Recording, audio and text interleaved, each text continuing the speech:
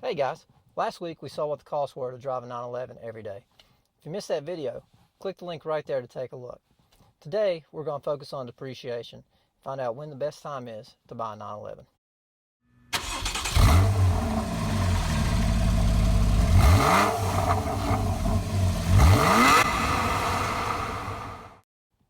For a baseline, I've built a 2017 911 Carrera with some of the more popular options.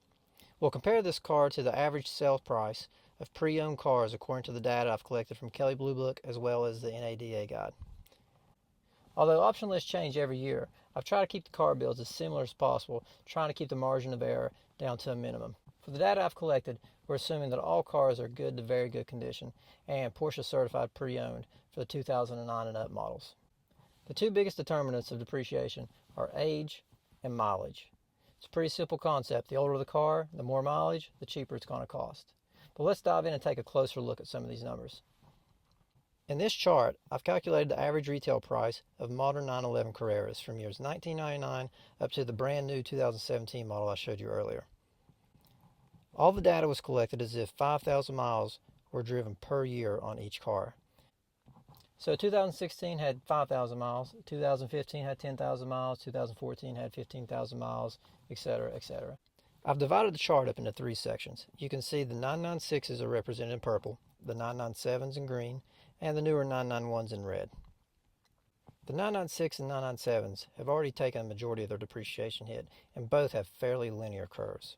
You can see a slight price bump in 2002 when the 996 went through their mid-cycle refresh.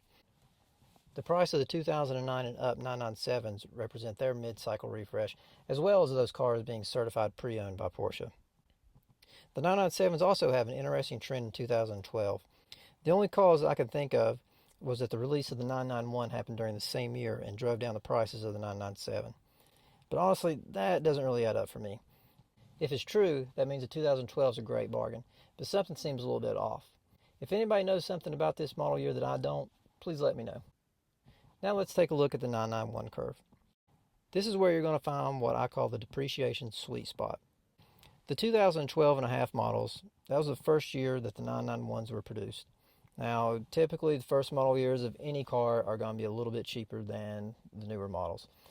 So the cars are released to the public, and the manufacturer improves on all the little bugs that have popped up, and in the following years things are improved. I tend to stay away from any car in its first year of its model run for that very reason.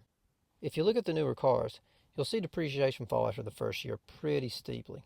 If you do the math, that's a 17.5% drop from the original price of the car after the first year, and another 11.5% after the second. After the third year, the curve starts to flatten out. By this time, the car is depreciated 37%, which is about $40,000 off the original MSRP of the car. After that, you can see that the curve stays relatively flat, losing only 2.4% in its following year. Now, according to that data, the 2014 model would have 15,000 miles on it. Now, a lot of you would probably think that that has a lot to do with the depreciation, and you're right to an extent, but let's take a closer look at that. This line shows the depreciation of a 2014 911 depending only on mileage. After the first 10,000 miles, the depreciation curve really flattens out. This is where you'll find the best combo of newer model, lower mileage, and best price. One last thing I'd like to talk about is the option list. I used Kelley Blue Book to price out a stock car versus a car that was completely loaded. And then I built the same car on Porsche's website. After comparing these cars, you'll see that the options only held about 20% of the value that they originally did. Altogether, I think a 2 to 3 year old car with about 10,000 miles and whatever options you want is your best bang for the buck. Anything newer and you're going to overpay for it.